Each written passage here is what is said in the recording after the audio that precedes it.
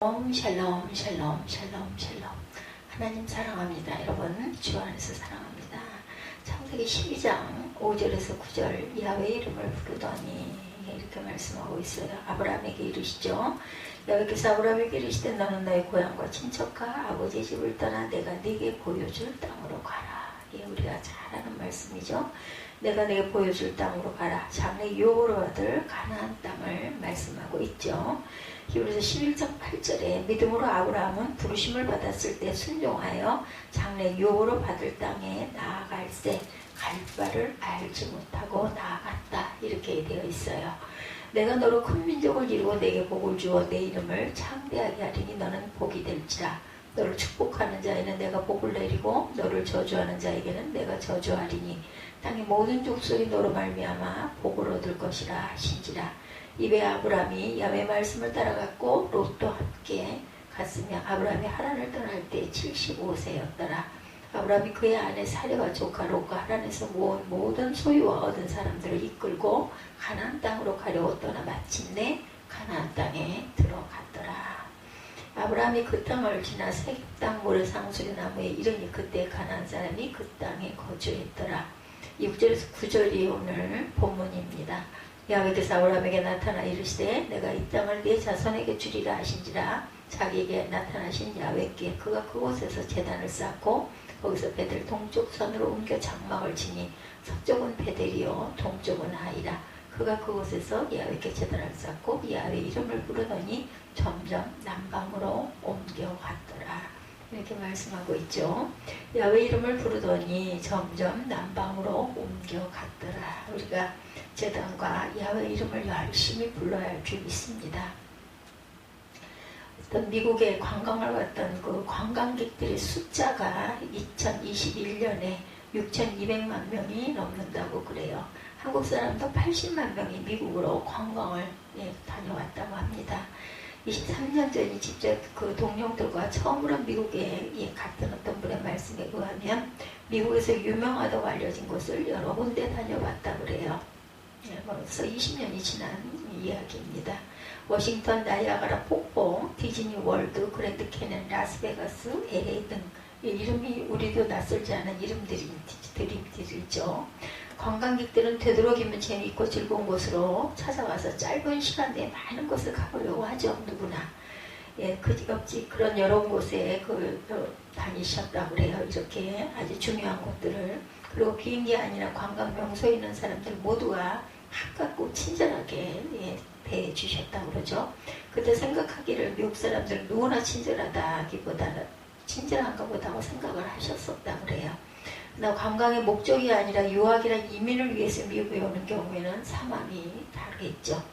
관광을 목적으로 했을 때는 그냥 가지고 온 돈으로 호텔에 묵고 식당에서 먹고 구경만 열심히 하면 됐어요. 근데 유학을 가니까 당장 살아야 할 아파트를 계약해야 하고 은행 계좌번호를 열고 운전면허증을 얻고 자동차를 구입하고 아이들을 학교에 입학시키는 등 해야 할 일들이 정말 많더랍니다. 관광을 다닐 때는 영어도 큰 문제가 아니었어요. 근데 유학을 와서 영어를 해도 되고 안 해도 되는 것이 아니라 살아남기 위해서는 반드시 필요한 수단이 되더랍니다. 영어가. 학점을 잘못 얻으면 다시 한국으로 돌아가야 할 수도 있고 아이들 교육은 엉망이 될 수도 있었기 때문이라는 거죠. 그래서 유학의 경우에 몇 년만 잘 참고 견디면 괜찮지만 이곳에 아예 이민을 와서 살려고 하는 분들의 경우에는 더 많은 어려움이 있다고 합니다. 특별히 비즈니스를 하기 위해서 이민을 오신 분들은 먼저 어떤 비즈니스를 해야 할지를 잘 결정해야 되겠죠. 그런데 비즈니스의 종류를 결정했다 해도 또한 장소 선택을 잘해야 돼요. 어떤 비즈니스든지 이미 다른 사람들이 자리를 잡고 있기 때문에 경쟁이 또한 치열할 수밖에 없고 낯선 곳에 가서 언어도 다르고 그죠? 어느 곳이 어떤 곳인지도 잘 알지 못하는 지형도 정확하게 모르는 어디가 사업이나 장사를 해서 잘 될지 이것도 굉장히 중요하겠죠. 그래서 관광으로 미국에 왔을 때는 정말 여유있게 시간을 즐기고 보낼 수 있었는데 살기 위해서 그런 가시는 경우에는 전쟁을 치르듯이 투쟁을 해야 될 것입니다. 자리가 잡힐 때까지. 그렇죠. 오늘 본문에 기록된 아브라함은 하나님 땅에서 가족과 친척과 일꾼들을 데리고 하나님이 지시하신 그 땅에 마침내 도착을 하게 됩니다. 12장 5절에 보면 아브라함이 그의 아내 사라와 조카 롯과 하란에서 모은 모든 소유와 얻은 사람들을 이끌고 가나안 땅으로 가려고 떠나 마침내 가나안 땅에 들어갔더라. 이렇게 말씀하고 있죠. 마침내 들어갔어요. 12장 5절에 보면 아브라함이 그의 아내 사라와 조카 롯과 하란에서 모은 모든 소유와 얻은 사람을 이끌고 가나안 땅으로 가려고 떠나 마침내 가나안 땅에 들어갔더라. 아브라함이 그 땅을 지나 세겜 땅 모래상 수리나무에 이르니 그때 가나안 사람이 그 땅에 거주하더라. 가나안 사람들이 있었어요.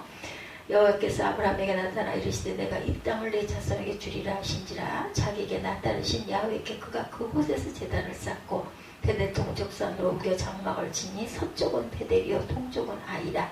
그가 그곳에서 야훼께 제단을 쌓고 야훼 이름을 부르더니 점점 남방으로 옮겨갔더라. 최초로 한 것이 뭐예요? 예배였어요. 어떤 비즈니스든지 다른 사람들이 자리를 잡고 있기 때문에 경쟁이 치열할 수밖에 없다고 그랬죠. 그래서 관광으로 미국에 왔을 때 여유 있게 즐기면서 시간을 보낼 수 있었지만 살기에 가는 경우에는 전쟁을 치료도 살아야 된다고 했습니다. 그래서 아브라함이 그 아내 사라와 조카 롯과 하란에서 모은 모든 소유와 얻은 사람을 이끌고 가나안 땅으로 가려고 떠나 마침내 가나안 땅에 들어갔어요. 아브라함은 가나안 땅에 관광으로 온 곳이 아니고 이민을 온 겁니다. 그리고 하나님은 아브라함에게 가나안 땅을 내가 너에게 주겠다라고 약속을 하시죠. 아브라함은 그 약속을 믿고 한 번도 가본 적이 없었던 갈 바를 모르면서 갔다고 하죠. 들어가게 됐어요. 그 땅에 가보니 빈 땅이 아니었고 이미 가나안 족속이 살고 있더라는 거죠. 아브라함에게는 많은 식구들이 있었기 때문에 정착할 곳을 찾아봐야 했습니다. 그가 제일 먼저 정착을 했는 어떤 곳에 했어요. 6절에 그 땅을 지나 세겜 땅 모래상 수리나무에 이르니 그때 가나안 사람이 그 땅에 거주하였더라. 아브라함이 정착한 곳은 모래상 수리나무라 했는데 그곳은 가나안 사람들이 섬기는 우상인 바알의 신전이 있는 곳이었어요. 가나안 땅에 이미 사람이 살고 있는 곳만으로 힘겨운데 우상이 있는 곳입니다. 사람들이 함께 살면서 가장 힘든 경우가 여러 가지가 있겠지만 대표적인 것은 종교의 차이. 오늘날 세계 곳곳에 전쟁이 일어나고 있는데 대부분 종교 갈등으로 인한 경우가 참으로 많습니다. 그리고 가나안 땅은 넓은 땅이 아니죠. 텍사스가 남한의 7배가 넘는다고 하는데 이스라엘이 있는 가나안 땅은 남한의 5분의 1밖에 안 되는 아주 작은 땅입니다. 얼마나 작은 땅인지 상상이 되시죠? 남한의 5분의 1. 그 작은 땅에서 서로 먹고 살기가 쉽지는 않았을 거예요. 그래서 얘기가 충청도 하나 정도의 넓이다 이런 이야기를 저도 들었습니다. 아브라함도 대가족을 이끌고 왔는데 가나안 땅으로 우상의 신전이 있을 뿐만 아니라 함께 살기에도 정말 좁은 땅이었다. 넓고 넓은 하란 땅에서 비좁은 땅에 도착하고 보니 후회하는 생각이 들었을 수 있을 거예요. 또한 좁은 땅에서 서로 경쟁하며 살아야 될지도 모르니 앞으로 살아갈 일을 생각할 때 정말 암담하고 두려운 생각도 들었을 것입니다. 아마 미국에 처음으로 오신 그 이민을 오신 분들의 생각도 아브라함과 비슷하지 않았을까 생각합니다. 신앙생활도 이와 같죠. 처음 예수를 믿고 신앙생활을 시작할 때는 하나님의 복을 주시고 모든 일을 잘 지켜주실 것이다 라는 소망을 품게 돼요. 처음에 예수 믿을 때 다 그렇죠. 그런데 하나님이 살아계시고 그분이 전지전능하다라는 진리를 믿고 나니까 자신감이 넘치게 되었는데 전능하신 하나님이 나와 함께 계시면 두려울 것도 없다고 생각을 했는데 시간이 흐르면서 두려워한 일들이 하나씩 생기게 됩니다. 사람들에게는 문제가 없는 그런 사람은 아무도 없어요. 그죠? 아브라함이 가나안 땅에 처음 들어가서 목격한 것은 바알 우상 신전이었어요. 그 경우에 하나님을 믿고 얼마 되지 않아 조상들에게 제사를 지내는 일이 닥친 가정들이 있어요. 그거 어떻게 해요? 며느리의 입장이면 그거 꼬박없이 해야 되죠. 전지전능하신 하나님을 믿는다면 자신감을 가졌던 그러한 모든 것들이 현실적인 문제의 벽에 딱 부딪히게 되죠. 그랬을 때 고민이 되고 두려움이 찾아오게 됩니다. 이런 문제로 인해서 황당한 갈등들이 있었어요. 그죠? 80년대, 90년대. 그때. 며느리 입장이고 자녀 입장이면 부모의 그 명령을 따르지 않을 수가 없었죠. 지금은 시대가 그렇게 길게 흐르지도 않았는데 싫으면 자녀들이 말을 듣지 않지만 그때만 해도 절대로 순종했어야 합니다. 얼마나 엄청난 문제 벽에 부딪히게 되죠. 예, 대학을 다닐 때는 또한 대학을 졸업하고 직장에 들어가면 돈을 벌러 가는 것이 아니라 뭐 선교하러 가는 것이다, 이런 생각들을 많이 하죠. 막상 가보니까 대부분의 사람들은 교회 다니지 않고 다른 종교를 가진 사람들도 많죠. 그래서 교회 다니고 하나님과 예수를 믿는다는 것을 담대하게 공개적으로 표현하는 것도 쉽지가 않았던 거죠. 이처럼 신앙생활은 관광객 구경을 하듯이 이 세상을 즐기면서 하는 것이 아니라 현실적인 어려움 속에서 불안함을, 때로는 두려움을 느끼면서 하나님의 약속을 믿고 한 걸음 한 걸음 앞으로 더듬듯이 지척지척 나아갑니다. 신앙생활이란 관광객이 아니라 순례자로 살아가는 것이기도 하죠. 우리가 이 땅에 사는 게 우리의 고향이 아닌 고향을 향해서 가야 되는 순례자들이죠. 아브라함 역시 약속의 말씀을 믿고 가나안 땅에 들어왔지만 막상 들어와 보니 현실적인 여러 가지 어려움을 맞이하게 되고 그 마음속에 두려움도 생기게 됐어요. 바로 그때 하나님이 아브라함에게 나타나시죠. 12장 7절 상반절에 보면 야훼께서 아브라함에게 나타나 이르시되 내가 이 땅을 내 자손에게 주리라 하신지라. 지금 아브라함이 도착한 그 가나안 땅을 아브라함의 자손에게 주시겠다고 말씀하십니다.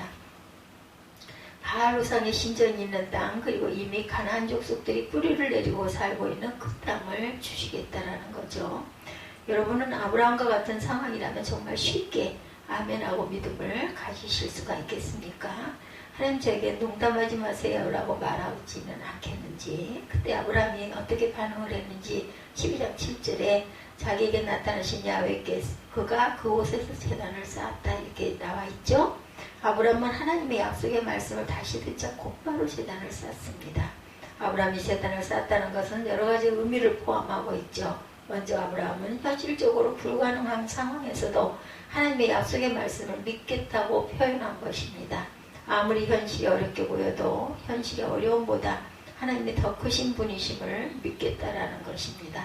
그리고 아브라함은 자신의 믿음을 몰래 숨긴 것이 아니라 모든 사람이 눈으로 볼 수 있도록 공개적으로 제단을 세움으로 다른 사람에게 자신의 믿음을 표현한 것이죠.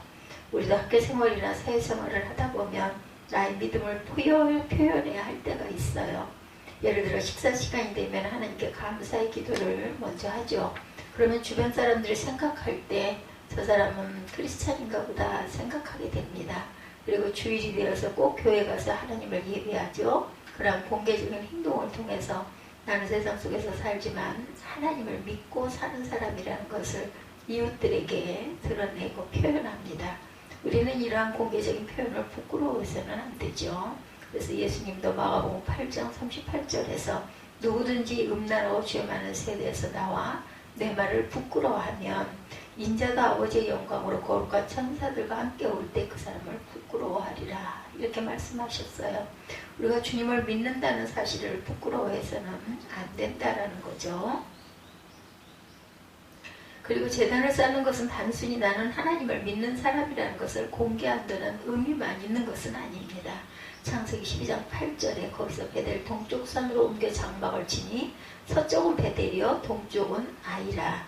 그가 그곳에서 야훼께 제단을 쌓고 야훼 이름을 부르더니, 이렇게 말씀하고 있어요. 아브라함은 제단을 쌓으면서 무엇을 했어요? 야훼 이름을 불렀다라는 것이죠. 하나님을 예비하며 하나님과 정기적인 교제의 시간을 가졌다라는 것입니다. 요즘 말로 하면 날마다 하나님의 약속의 말씀을 묵상하고 마음에 새기고 하나님과 깊은 교제를 나눴다는 거죠. 큐티를 열심히 했다라고 볼 수가 있습니다. 예, 그렇지 않았으면 제단을 쌓음으로 자신이 하나님을 믿는 사람이라는 것을 공개적으로 표현하는 것도 중요하지만 하나님을 믿는 사람답게 사는 것이 가장 중요하죠. 그렇지 않으면 오히려 하나님의 이름을 더 욕되게 하고 영광을 가릴 수 있기 때문이죠. 그래서 우리가 크리스찬이라는 것을 밝히고 사는 것도 중요하지만 크리스찬답게 살기 위해서 날마다 하나님의 말씀을 묵상하고 기도하고 하나님과 깊은 교제를 나누는 것이야말로 아주 중요합니다. 우리가 이렇게 제단을 쌓고 야훼 이름을 부르는 삶을 게을리하게 되면 세상 사람들이 하나님보다 더 크게 보이게 되는 것, 예, 그리고 시험에 들게 되죠. 또 불안과 두려움에 사로잡히게 됩니다. 하나님을 믿는 우리들은 이 세상을 즐기며 구경하며 지내는 관광객으로 살 사람들이 아니죠. 하나님이 약속하신 말씀이 이루어질 때까지 끝까지 믿음으로 살아가는 순례자의 삶을 살아가는 사람들이죠. 물론 순례자로 살아가는 동안에도 때로는 불안과 두려움을 느낄 때도 있습니다. 그런데 아브라함은 가나안 땅에 처음 도착했을 때 두려움을 느꼈지만 제단을 쌓고 야훼 이름을 부르면서 살았어요. 날마다 하나님의 말씀을 묵상하고 기도하고 제단을 쌓는 일을 게을리하지 않는다면 이 세상의 유혹과 죄와 두려움에 빠지지 않고 내가 하나님의 자녀임을 담대하게 표현하면서 하나님의 자녀들께 하나님의 영광을 나타내면서 살아갈 수 있을 것입니다.